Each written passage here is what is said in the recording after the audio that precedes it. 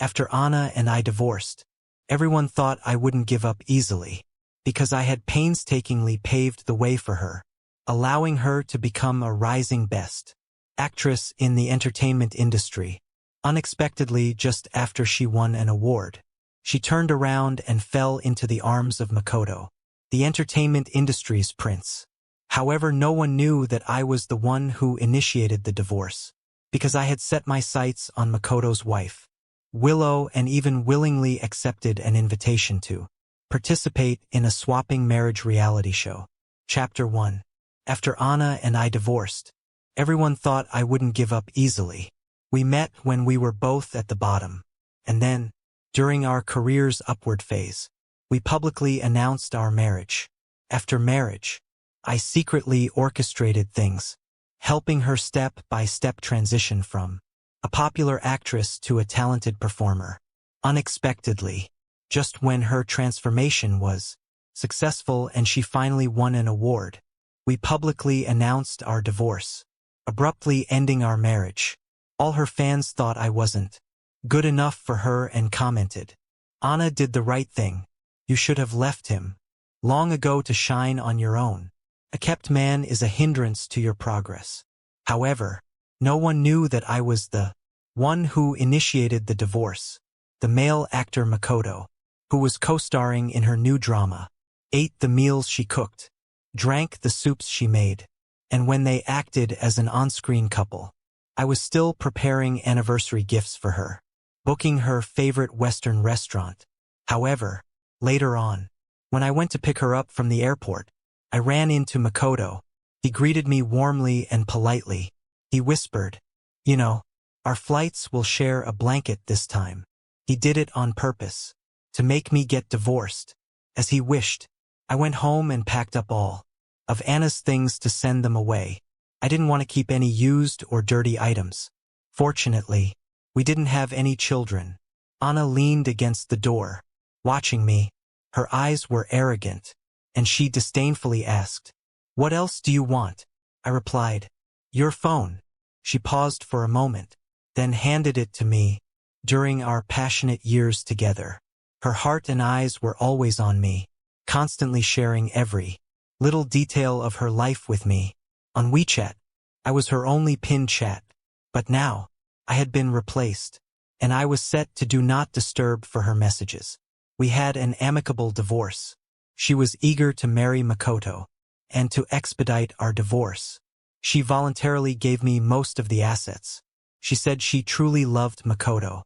After signing a non-disclosure agreement, on the day she left, I thought we would never be in contact again.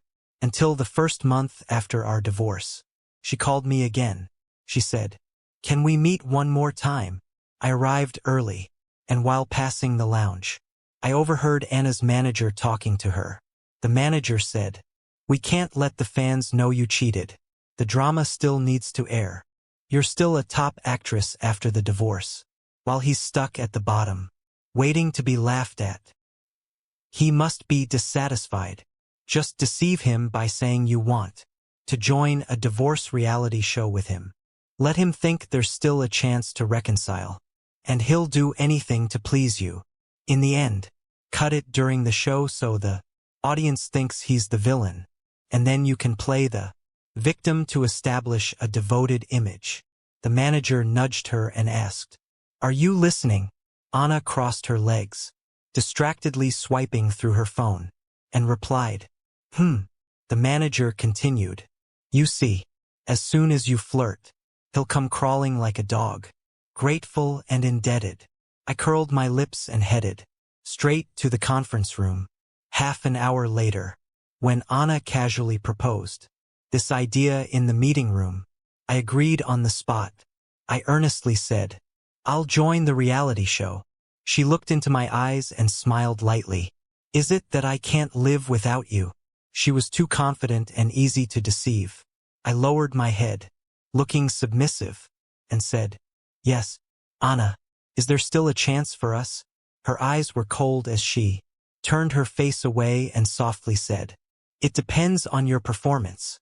"However," she said, "the script for this reality show isn't what you think." This divorce reality show would air during the time she and Makoto are filming their new drama to hype up her and Makoto's on-screen relationship.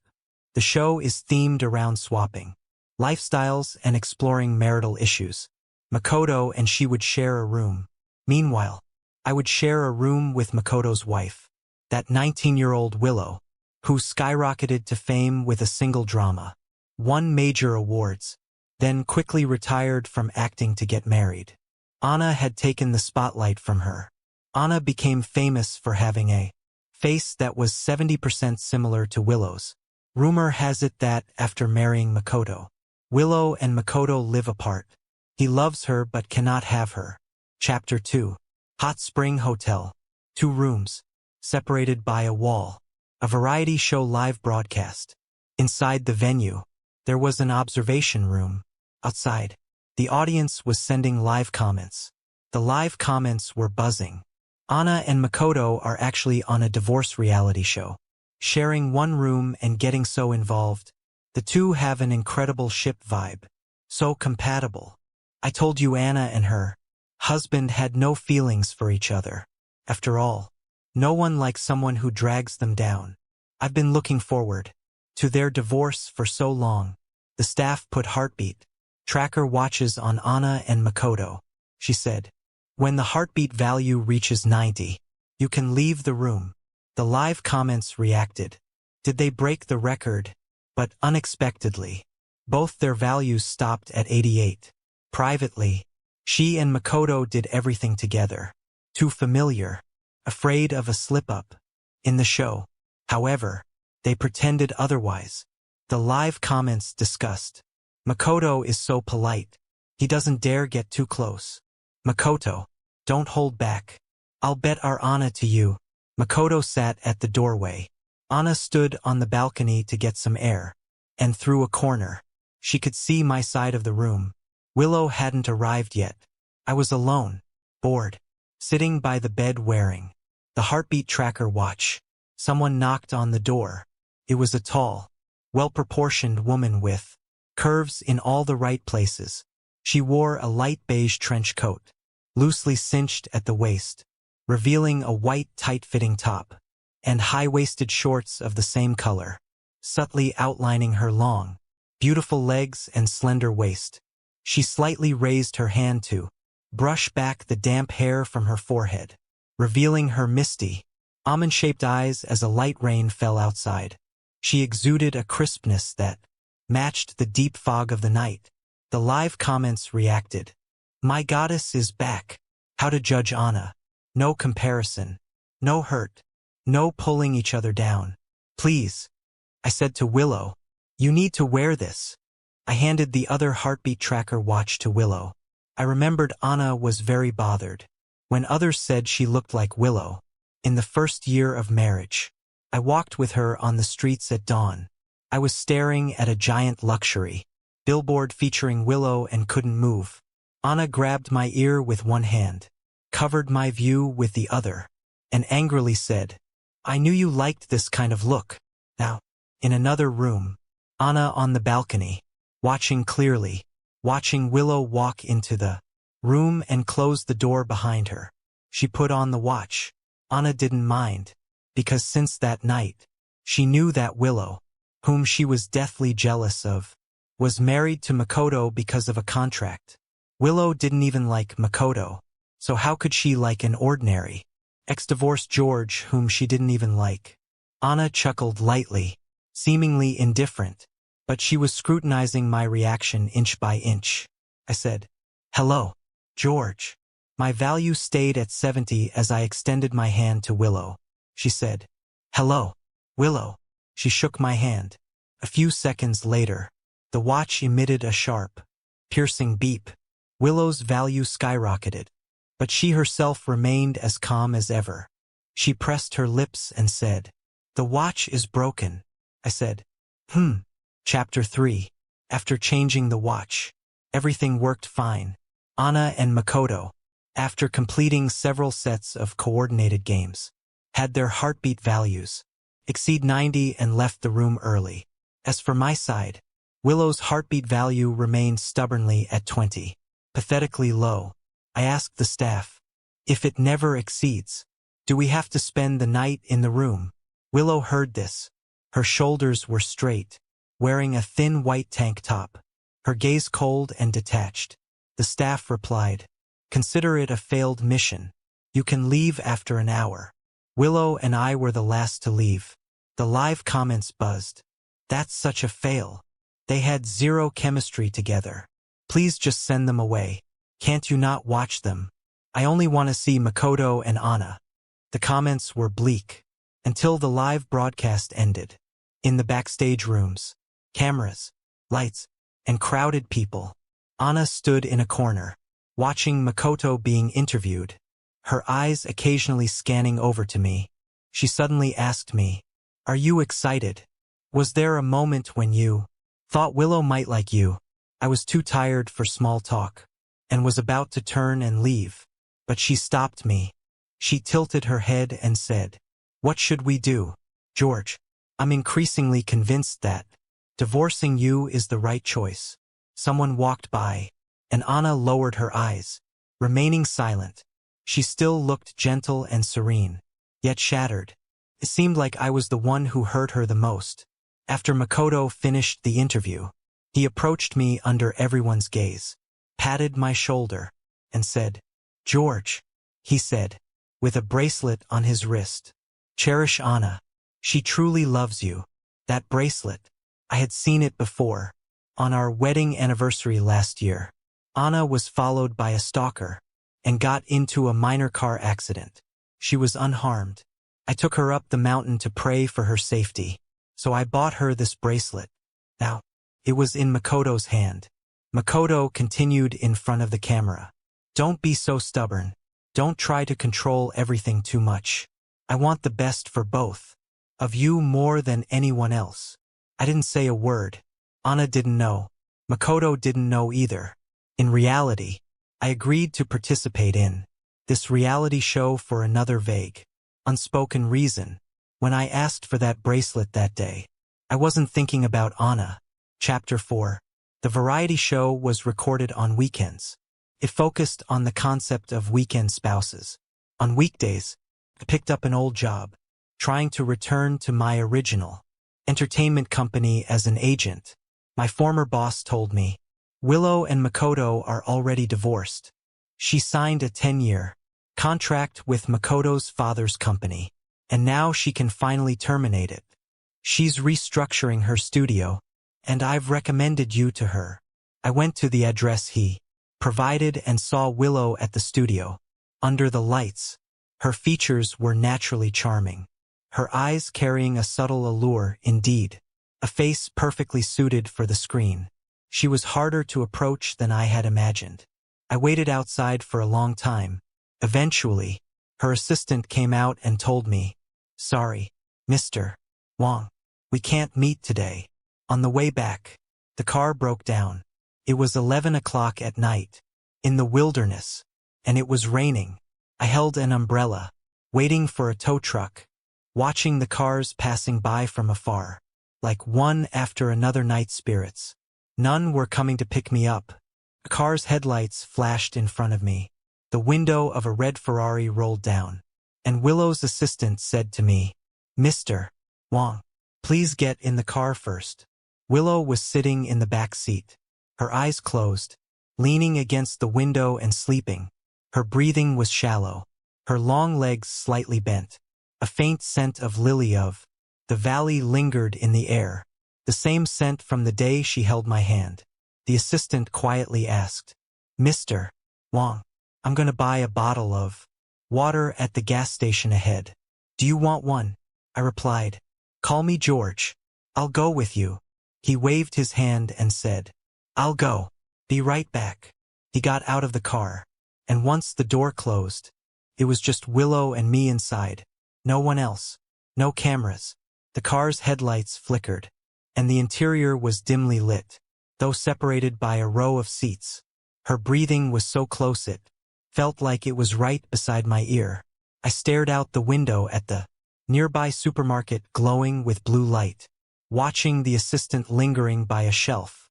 I remembered once walking through a supermarket and seeing Makoto's advertisement.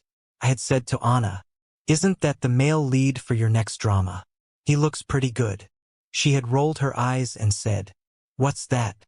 He's so fake, has a bad temper, and loves to act high and mighty, looking down on everyone, because he's a rich second generation."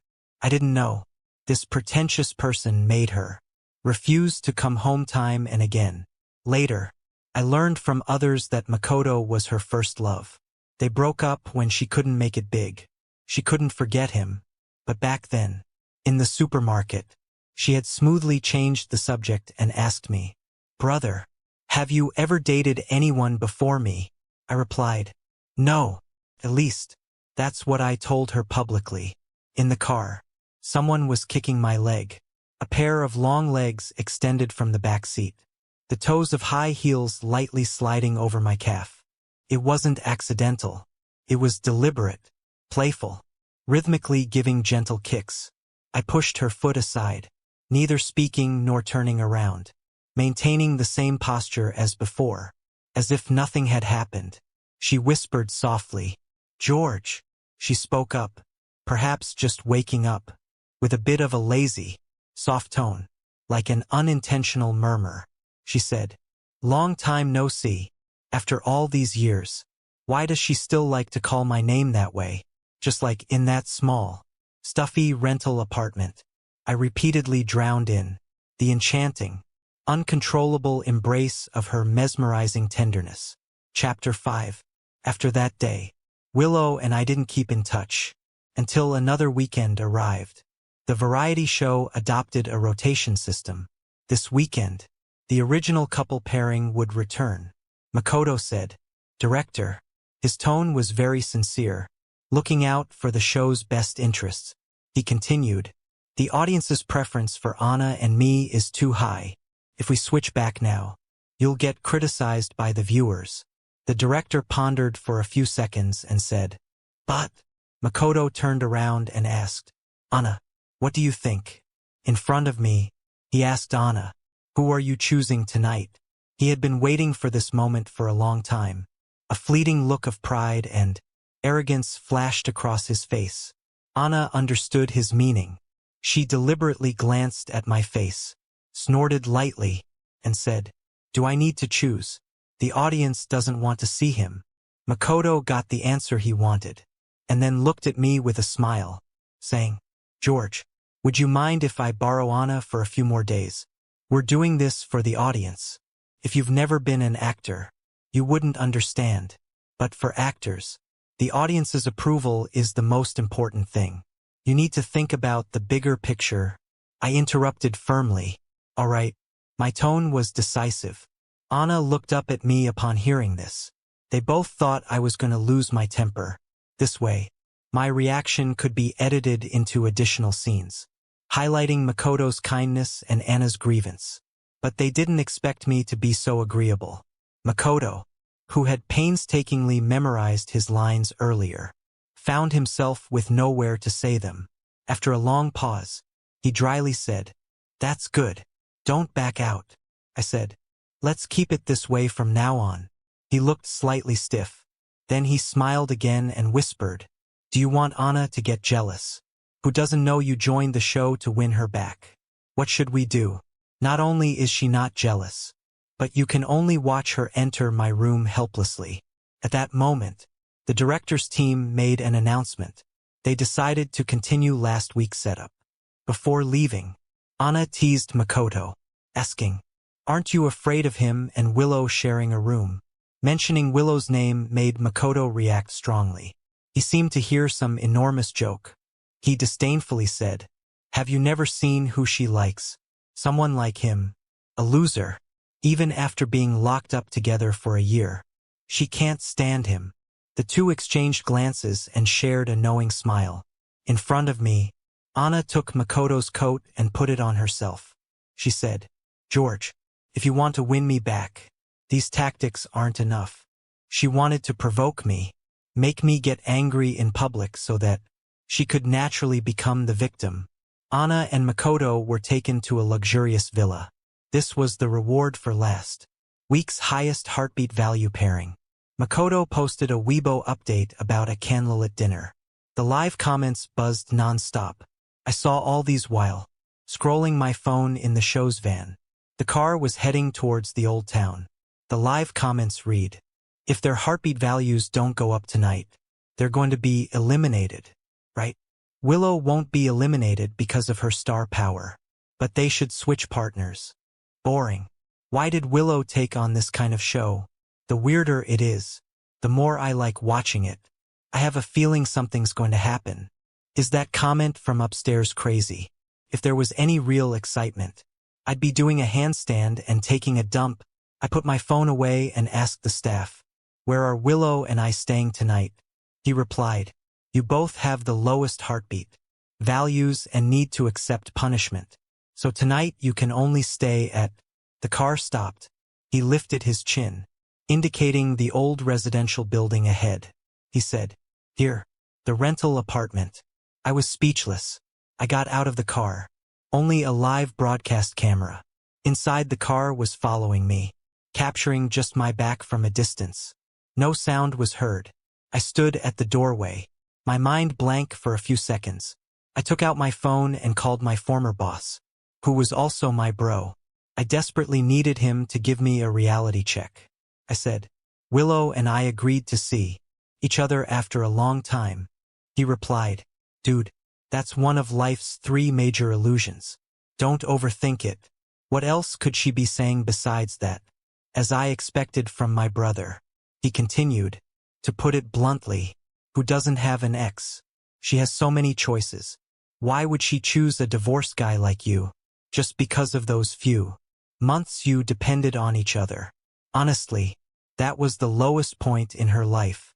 The worst days she could remember. Who would miss that?" He was right. I hung up the phone. I twisted the door open.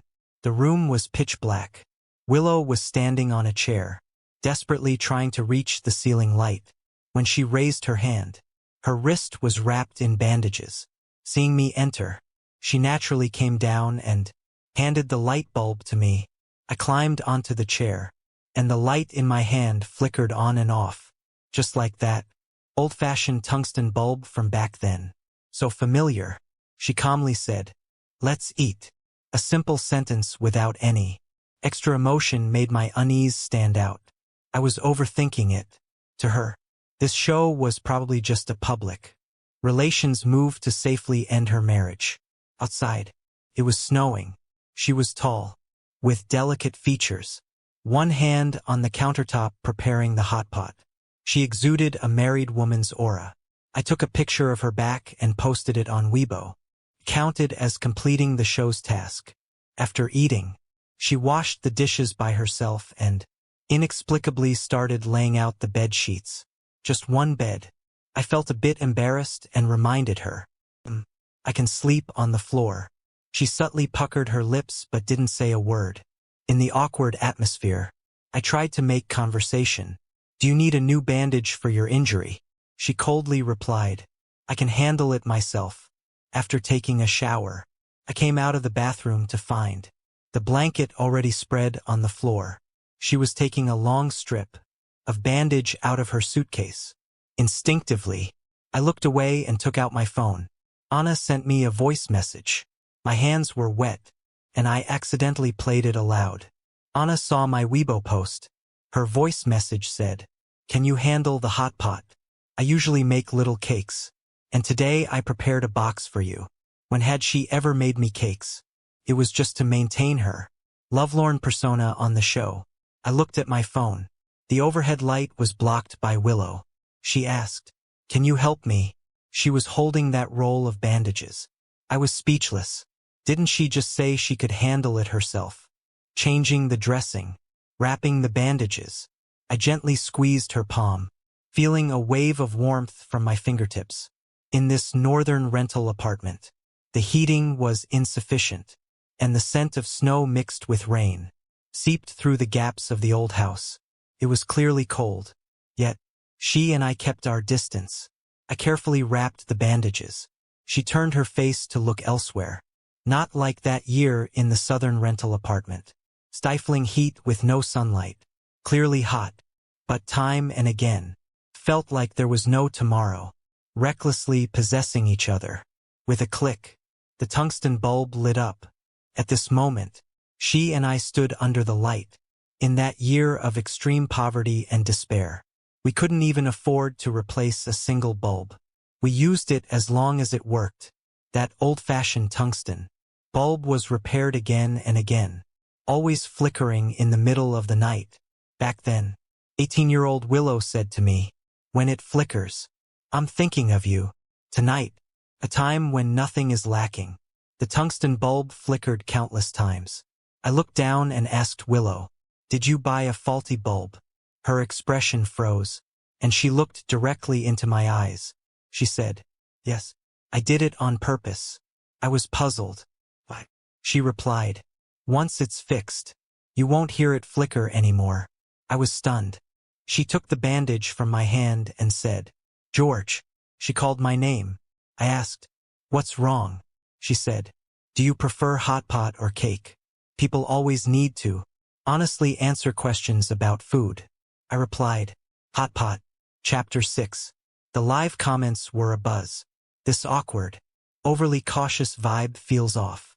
Oh my God. George turned off the lights. What can my esteemed VIP members not watch? In reality, nothing had happened. Willow was lying on the bed. Meanwhile, I was lying on the floor, staring at the other end of the bed, unable to sleep, because her bed was too noisy. Every little movement creaked and groaned.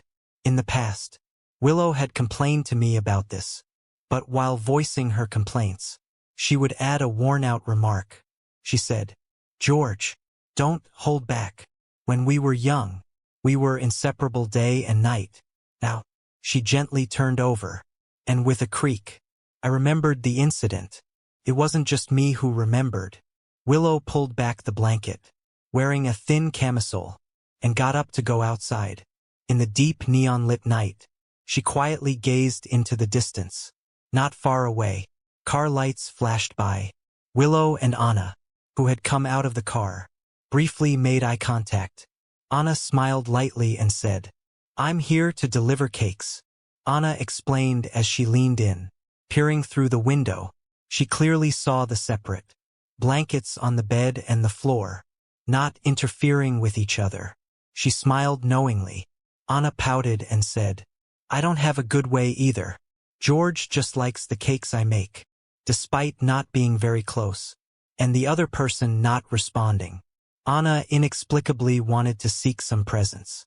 She continued, "George can't get used to others making food for him.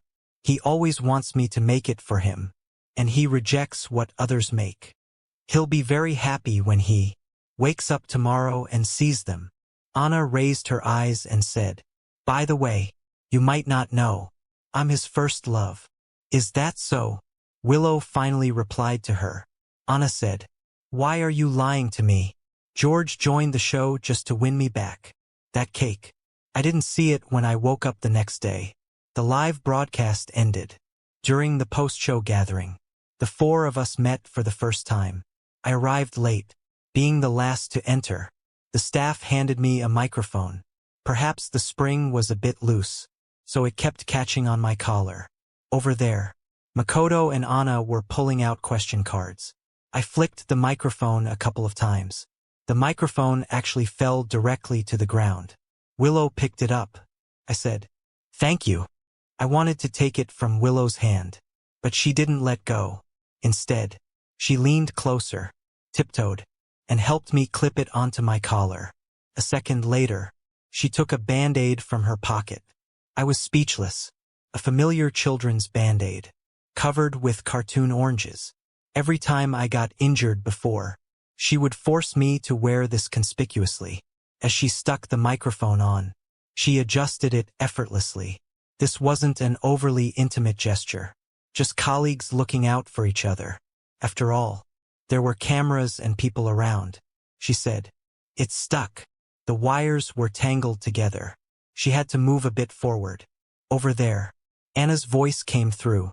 Her peripheral vision scanned me and Willow. A very normal action. If Willow hadn't subconsciously brushed against my chest.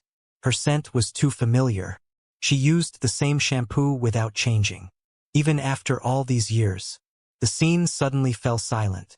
Ana abruptly stood up. Willow withdrew her hand and politely said to me, "Sorry, I accidentally brushed against you." The host realized and saved the moment by saying, "It happens often. Let's continue with the questions." After all, it was just a momentary touch and then moving away. Ana didn't even have time to clearly see. It should have been just an accident. She sat back down. Question and answer game. When it was my turn to draw a card, I drew the first love card. The host asked me, "Is your first love your favorite?" Ana rested her chin on one hand, looking at me. Everyone's eyes wandered between me and Ana. Everyone thought my first love was her. I replied, "Yes." Upon hearing my answer, Ana sat up straight, couldn't help but glance towards Willow with a hint of pride. But the other person was distracted. Willow turned her face, looking out the window at the falling snow. My reflection was mirrored in the window. The host then said, "Same question. Please Willow answer." She and I were a pair. The question on the card was the same. Makoto wasn't her first love. No one knew who that person was. She pressed her lips together and said, "He hates me. He really hates me." Willow's tone was extremely soft, so soft that her trailing tone carried an unheard-of sense of grievance. Everyone present perked up, ears tuned to gossip. The host asked her, "Why does he hold such a grudge? What did he do?" She turned her head, elongating her tone. For example, marrying someone else but saying, "His true love is someone like me." Disjointed and incoherent. No one understood. But Ana couldn't help but slightly furrow her brows. The host flipped the last card. She asked, "George, what would you like to say to your first love now?" 100 safe responses floated to my mind. But I blurted out, "I hope she doesn't hate me too much." Very reasonable. Everyone present could understand. They all thought I wanted to rekindle things with Ana.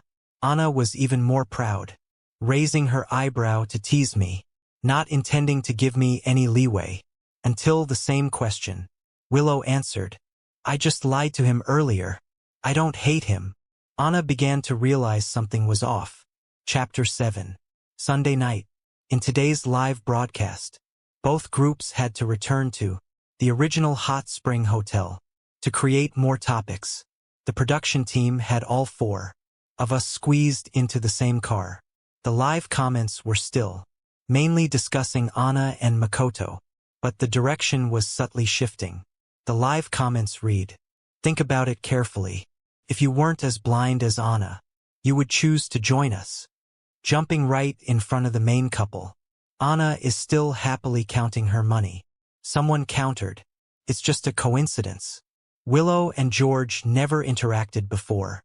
The discussions between Willow and me had increased significantly. Some enthusiastic fans even created a shipping hashtag for Willow and me. So, before getting into the car, the host secretly handed me a mission slip. She said, "Open it once you're in the car. Only you can see it." Makoto was driving the car, equipped with cameras inside. Ana naturally sat in the passenger seat. Makoto looked helpless, purposely turning his head to gauge my reaction. He said, "Hey, your wife gets carsick easily. She'll sit in the passenger seat. You don't mind, do you?" Ana also turned her head, trying to see how I would react, hoping I'd get upset and then step forward to play the innocent, aggrieved girl to apologize. But instead, I ignored her completely and sat in the back seat with Willow. When the traffic light turned red, both Makoto and Ana glanced through the rearview mirror towards the back seat. Ana looked at me. Makoto was looking at Willow. Meanwhile, Willow and I sat at opposite ends of the seat, maintaining the greatest distance possible. As the traffic light turned green, Makoto said, "George." He took Anna's hand and showed me the new ring on her finger. It was the one Makoto had given her last night. In front of the cameras, he said, "Don't get the wrong idea. This ring represents the ship between our characters in the show. I showed it to you to prevent you from overthinking. But you probably can't understand the love Ana and I have for our roles, right? After all, among the four of us, you're the only one who's not an actor and has no career ambitions. He spoke incessantly, trying to see a hint of jealousy or resentment on my face. He was speaking both to me and to Willow. Unfortunately, Willow was asleep as soon as she got into the car. Kept my head down, staring at the small mission slip. My mind blank. It read, "Hold Willow's hand," without being noticed by the other group. Earlier that morning on the highway, it was wide with few cars. On both sides, tropical plants stretched out like a sea of green. Bright and gentle winter. Sunlight bathed half of the car. Everywhere was under the sunlight.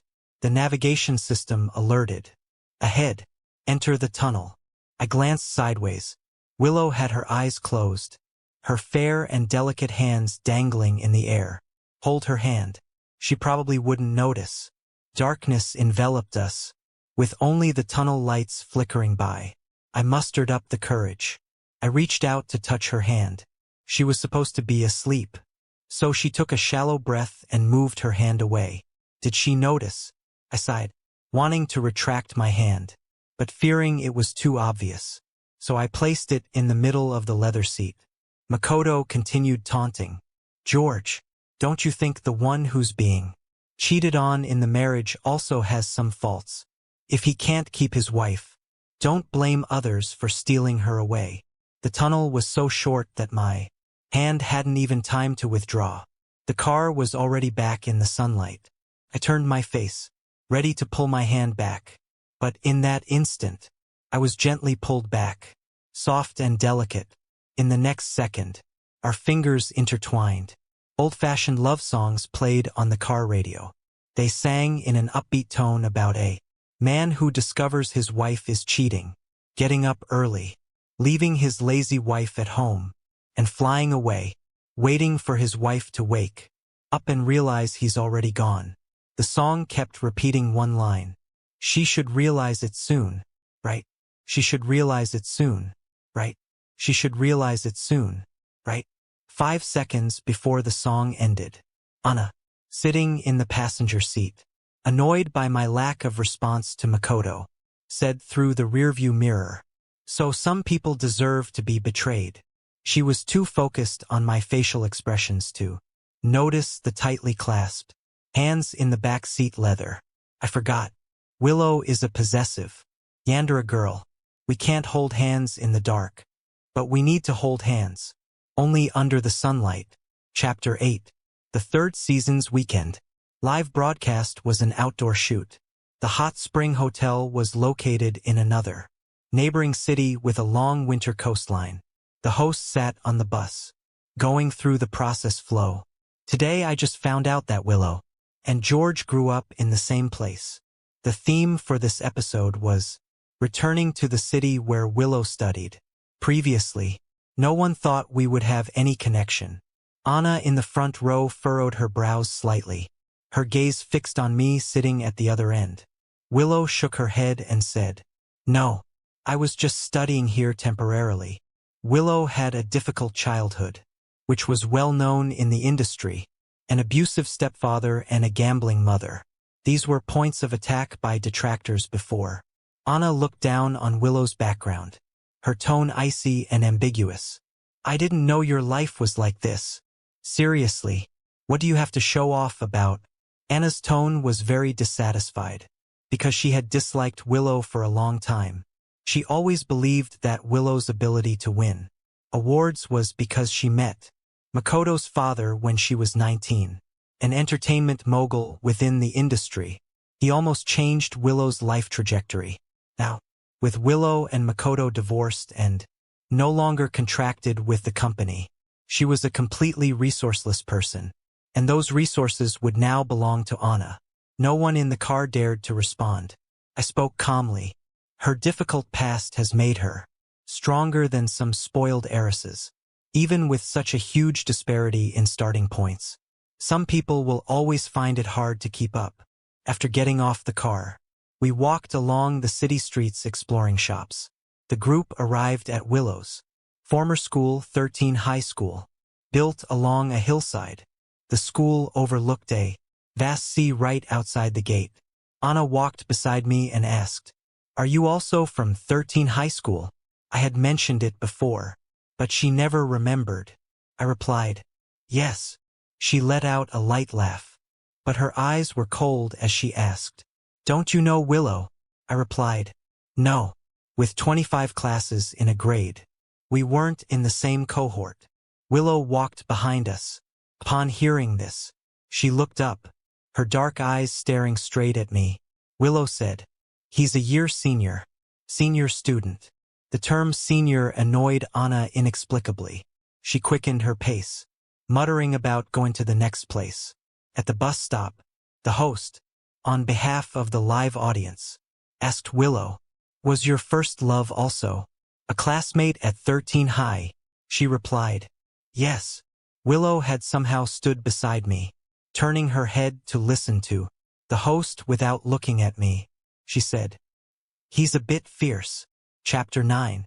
She kept saying that about me. In a grade with over 1,000 students. Logically, Willow and I might never have met after graduation. But if she hadn't always been late, and I happened to be the diligent class officer who tracked latecomers, our paths would still rarely cross. She acted coquettishly. "Can you not remember my name?" 16-year-old Willow, slender and pure, looked up at me with an expression full of grievance. I replied sternly, "No." She said she was late because she went to watch an important free underground film festival earlier. Those useless arts things parents often talk about. No money made, no food earned. She pressed her lips and said, Her tone was so obedient that I thought she was about to register for class. However, in the next second, she turned around with her backpack and ran, running while looking back. Her clean, watery eyes carried a hint of mischief. She said, "Senior, since we're both late, why don't I go watch a bit longer?" I disliked anyone who didn't follow the rules. David said, "George, look, high schooler Willow has been confessed to again." At that time, my former restroom buddy, now my boss and brother, was lying on the corridor, watching the influential figure under the school corner tree. I replied coldly, "I don't like disobedient people." To my surprise, Willow actually heard me. How did she have such good hearing? Her bright eyes glanced my way. We were supposed to have no connection. Until that day, someone followed me home. I told my mother, but she was busy divorcing my father. After listening, she turned her head and only said to me, "If I divorce your father," her face showed extreme, cold sorrow. "I only want your sister." My sister was likable. She had an early romance with a social youth, didn't want to date anymore, and found someone even more handsome. But she didn't want to be the bad person. Turning her head innocently to the person, she said, "My brother doesn't approve of us being together." That social youth was the person who stalked me. He found my number and messaged me. He said, "I know which class you're in. Wait for me. Even if you stay in detention for a few days, I'll make your pathetic mother shed some blood." On my way home, dark figures kept following me. They could do anything. In the alley behind 13 High School, night snow, the sound of footsteps grew denser and closer. I clenched the compass in my hand, stood still, and tried to calm my nerves. At that tense moment, a female voice rang out. "I've already called the police. I said you guys were harassing and stalking me and taking photos secretly. They only intended to give me a lesson, but didn't expect to get arrested." Under the strong deterrence, they were scared off. On my way home, she followed me from behind. She cautiously said, "Senior, actually, I'm very, very scared. I was terrified just now, pretending to be brave." She acted more like it than anyone else. I felt guilty and said, "I'm sorry. I dragged you into this." She walked up to me and stopped. Shadows blocked the glow of the streetlights. She shook her head and said, "No." Her voice was clean and melodious. She said, "I mean, I'm the kind of person who is very obedient and well-behaved." I believed her. Those pure eyes looked at me without any impurities. If it weren't for the next day when I saw her taking a group of delinquents to teach those social youths a lesson, and then she was late again, recklessly registering the name Yue on my notebook. In my second year of college, I was studying in the provincial capital. My sister called me. She said, "Mom still doesn't want to see you. Who told you to look like Dad?" I asked her, "What are you trying to say?" She let out a sly laugh. She said, "Do you have the phone number of that pretty girl Willow from your high school? My boyfriend really likes her. Can you help me contact her? Because of blood ties." I was always reluctant to completely cut things off, but that day, I blocked her contact information. For decades, until I got married and divorced, I never contacted her again. At that time, Willow had just finished her college entrance exams. We hadn't been in touch for 3 years. Completely strangers. Chapter 10. The third season received a good response, so the production team decided that the fourth episode would visit my city. However, this would repeat what was done in the previous episode. The host asked, "Where did you attend university?" The production team decided to go there and take a look. I replied, "South City." As soon as I finished speaking, the staff were surprised and asked, "Isn't that also the city where Willow went to university?" Ana raised her eyes, staring directly at me. That strange and palpable unease on her face became increasingly obvious. Before the fourth live broadcast, I bumped into Ana and Makoto's new drama finale, according to her agent's original plan. By this promotional stage, the barrage of insults about me on Weibo should have been overwhelming, but reality was the opposite. Due to my indifference and the show's explosive setup, our eerie ship with Willow was subtly trending upwards. The live comments read, "Although George and Willow aren't familiar in public, feels like things aren't that simple behind the scenes." I also want to say, the atmosphere in the car during the second episode was a bit strange. I'm sick of it. I have a condition where if Ana isn't unhappy, I'm too happy. Anna's agent turned around and bought time for Anna's years-long search trends.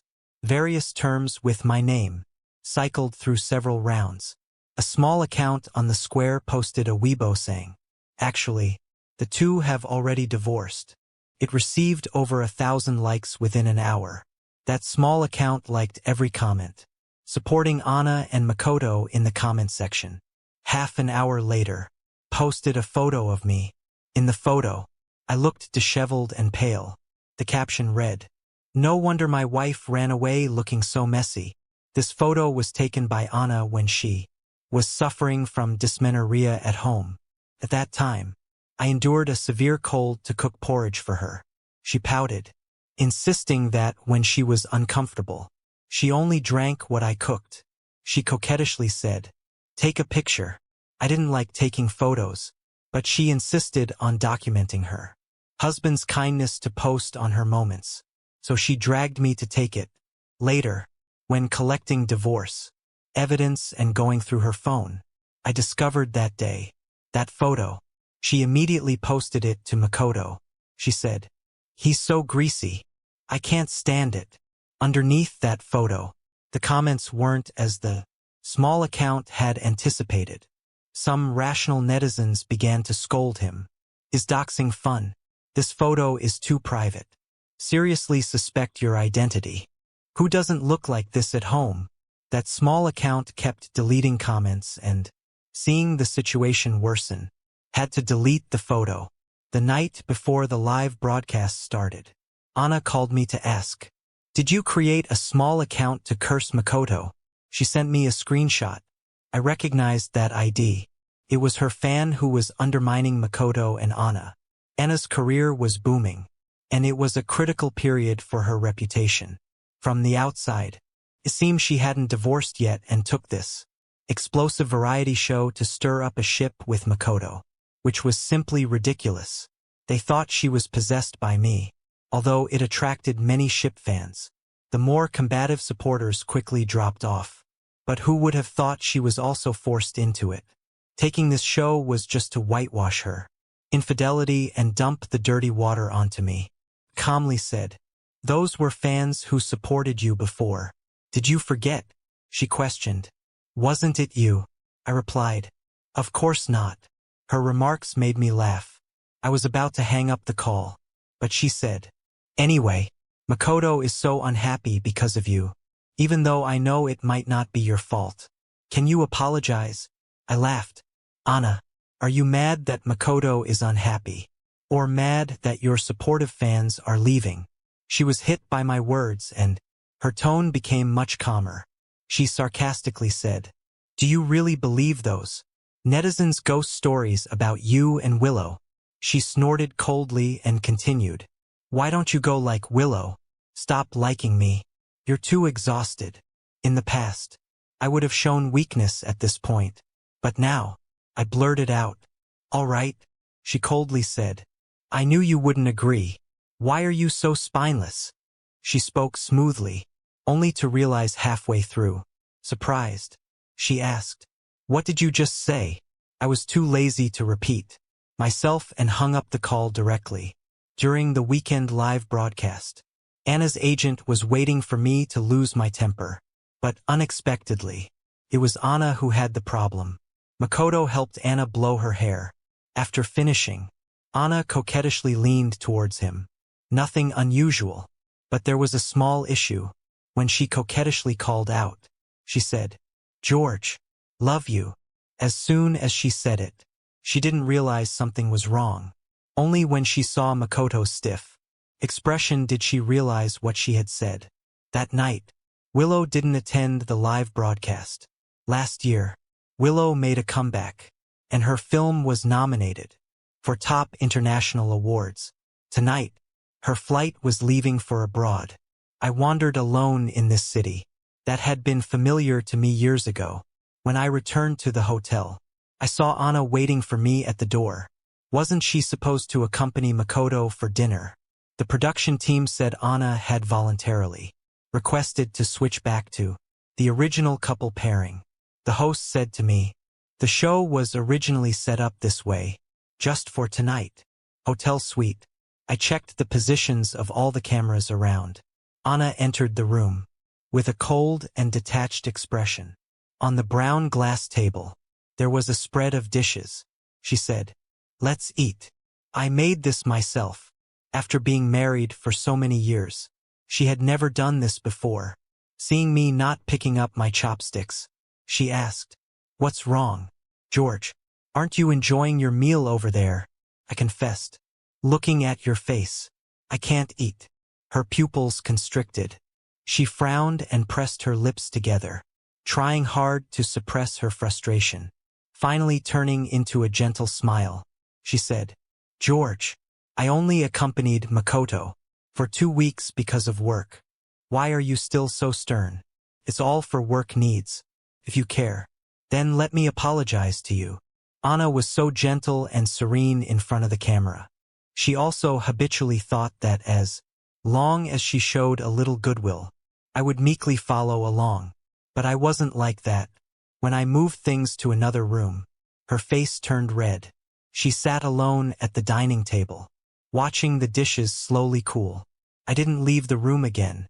She let out a dissatisfied snort and immediately called for room service, dumping the entire table of food. That night, I didn't sleep well, especially in my dreams. I was kissed, left on my cheek, light but real, carrying the coldness of a hurried winter night. The room key was accessible to every staff member, so I couldn't determine what happened yesterday. The next day after the live broadcast, during breakfast, Ana was in a good mood. After last night's performance, the audience's perception of her had improved significantly. The live comments read, "I feel so sorry for Ana. Why does George have to do this? This show is just a couple's Swapping romance reality show. Even though it's unique, why did he still join? Makoto. Come save Ana. The comments above are messed up. Ana called Makoto by the wrong name. It's disgusting for fans. And she's still trying to maintain her lovelorn persona. How hard is it to talk about liking or not liking someone after a divorce? Rumor has it they're already divorced. Ana's agent told her that the initial hype was sufficient and that they would likely announce her and my divorce in the next episode. Taking me out for a stroll. She would perform once more as the heartbroken woman betrayed by her husband. In the final episode, Makoto would heal her, spreading some sweetness. The two of them would then be perfectly whitewashed. Ana's agent warned her, this episode is crucial. No matter what happens, don't throw a tantrum. She sipped her coffee, her eyes fixed on me, confident of victory and indifferent. She replied, whatever happens. After hanging up the call, she knew I heard everything clearly, but she was sure that even if I knew, I couldn't stir up any trouble. After all, I had signed a confidentiality agreement and received a huge compensation. She asked, does it make you sad? With a disdainful look in her eyes, she said, no matter what, you can't surpass Makoto, nor can you win me. Her lips parted and closed while she kept talking. I looked at her, not listening with my ears. Only when she paused her coffee, I asked, last night, was it you who kissed me? The room door was open, and staff members were coming and going with various equipment. She instinctively replied, why would I kiss you? She frowned, realizing something was wrong. The room suddenly fell silent. The outside staff's idle chatter became exceptionally clear.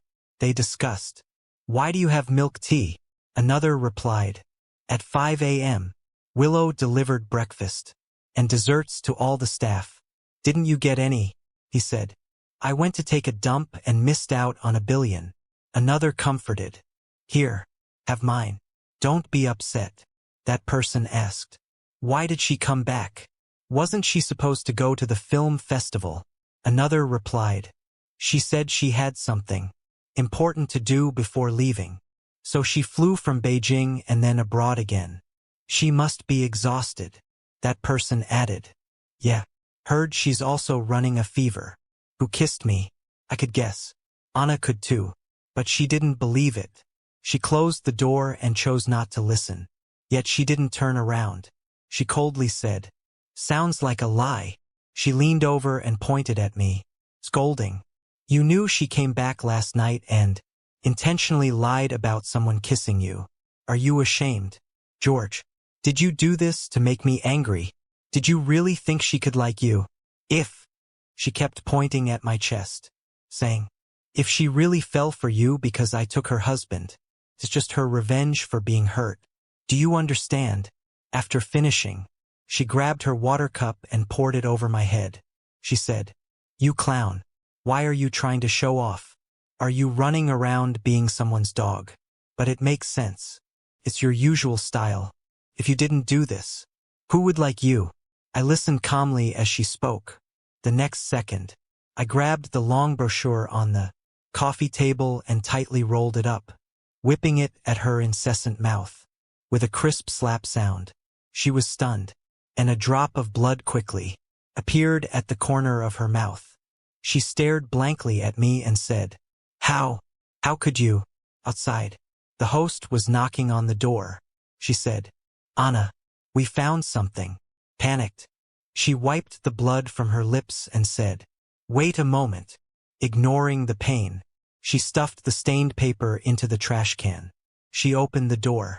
The host was startled and asked her what happened. She replied, nothing. I just bumped into something. She asked the host what he was holding in his hand. Only then did the host see me inside the room, calmly picking up the brochure and politely placing it back on the coffee table, not to cause unnecessary trouble for the staff. The host stammered. Ana, already irritated from the pain and annoyed, grabbed the paper and looked at it herself. It was an extremely ordinary registration form, very old. Just a photocopy. It recorded the monthly rent, status of a certain rental apartment. The tenant was my name, 800 yuan. Everyone who paid rent had to confirm, with their own handwritten signatures.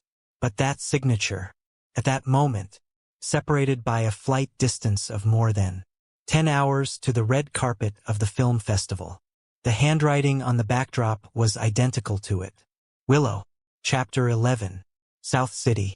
Long and humid summer. During the summer vacation of my second year in college, I met Willow. I was working part-time at a tutoring center downstairs, while she was modeling upstairs. We knew each other but never greeted.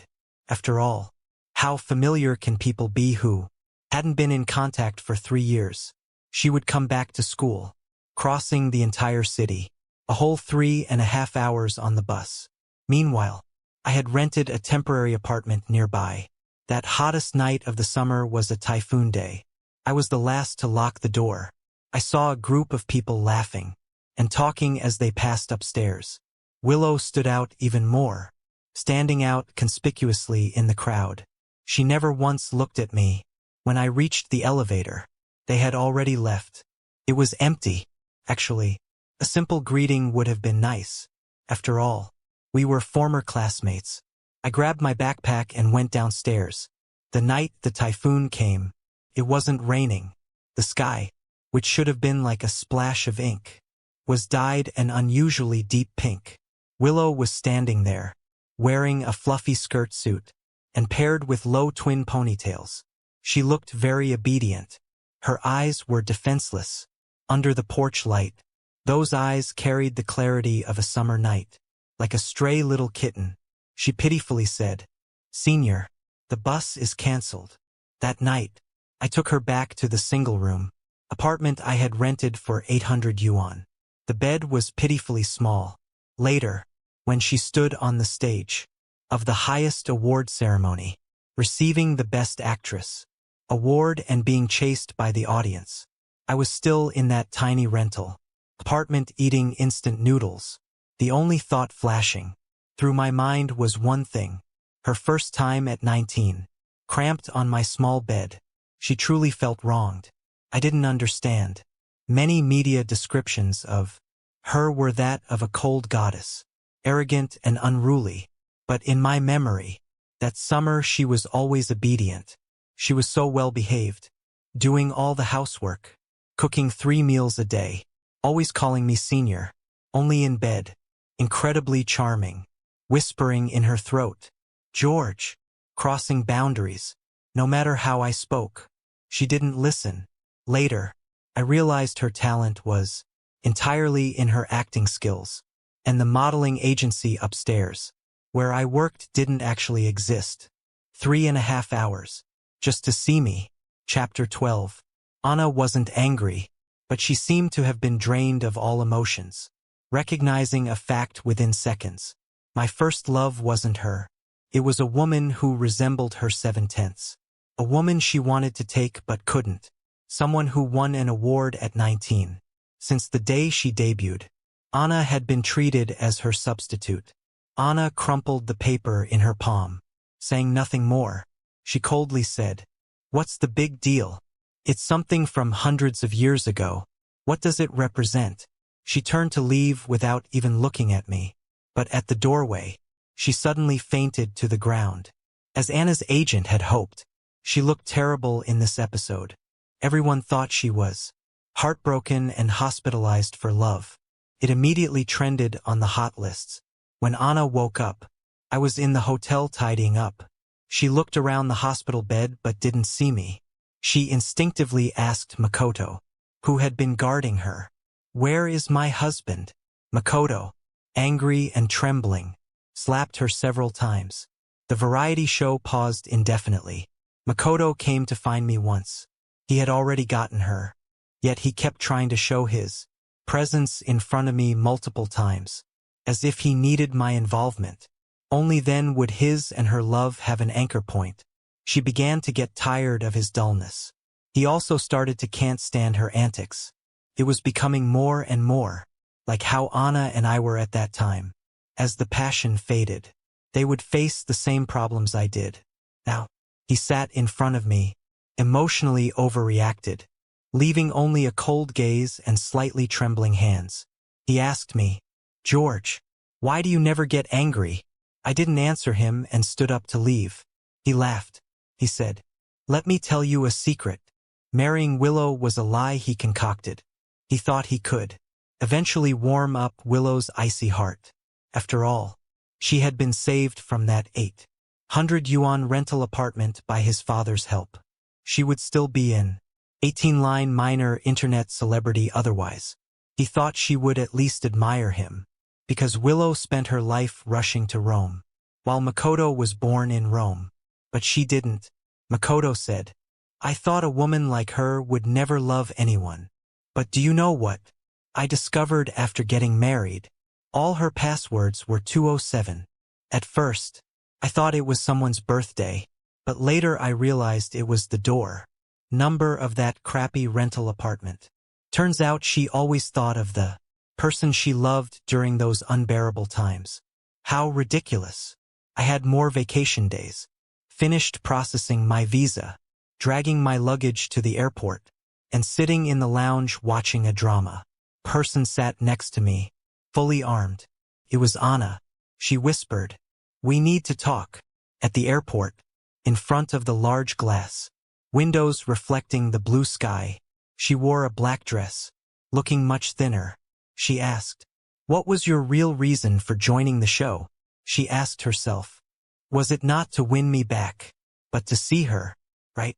Even getting married to me was just because I looked like her, right?" I didn't speak. Counting the boarding time, she bit her lip. "George, is it fun to lie? To treat my feelings like a prank and act like someone's dog?" I interrupted her. Asterisk, "Where are your feelings coming from?"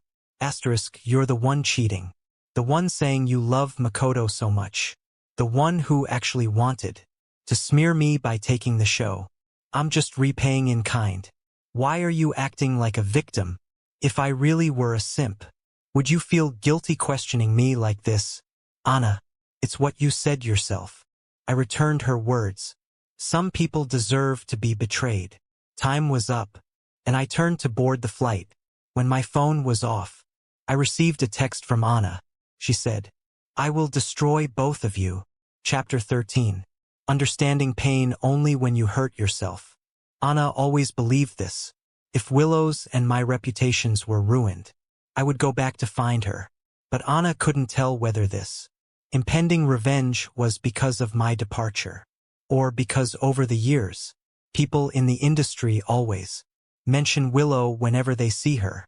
The desire to destroy, suppressed for too long, was stronger than ever. She had this divorce reality show, completely re-edit from start to finish, producing a full-length live broadcast. On the day it was released, she specifically chose the day Willow received her award on stage. Ana's Weibo only posted one sentence. "He was the one cheating." Divorced. Public opinion erupted. Ana and her agent both thought this was a first move advantage and they were sure to win. George is just an amateur, and Willow has no resources. Their team can't keep up.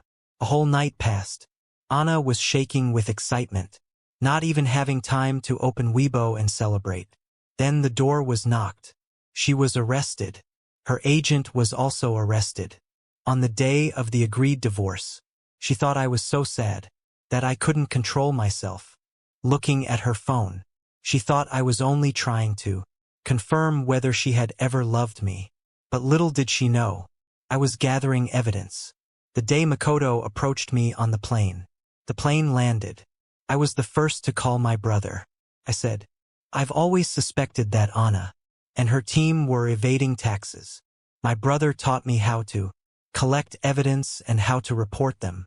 Later, he reminded me, "The process of gathering evidence is long. You better play the full role. Isn't she asking you to participate in that stupid variety show? Just go and play along with her. Lower her guard." I went. My original intention was revenge. Meeting Willow was an unexpected event.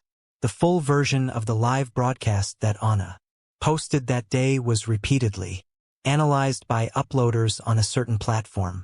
After the smart brains of netizens and various marketing accounts trolling efforts, they finally discovered that it was Ana and Makoto who were cheating. Dates, times, and locations matched one by one. And my reunion with Willow happened after both of us had divorced. A purely low-probability coincidence. The day the plane landed abroad, I sneaked backstage using the work ID Willow's assistant gave me. The celebration banquet had already begun.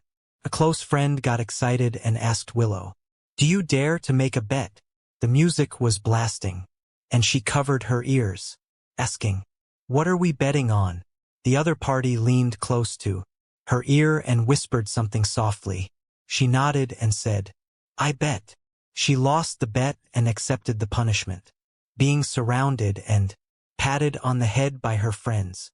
A purple-toned evening party. Gold leaf falling from the sky. Willow walked towards the light. Her eyes were veiled with a faint layer of tears. Her friend teased her. "No, sis, you were acting so fiercely during filming when Ma stepped on you and you went to the hospital without saying a word. Now, you get patted on the head and your eyes turn red. What are you acting for?"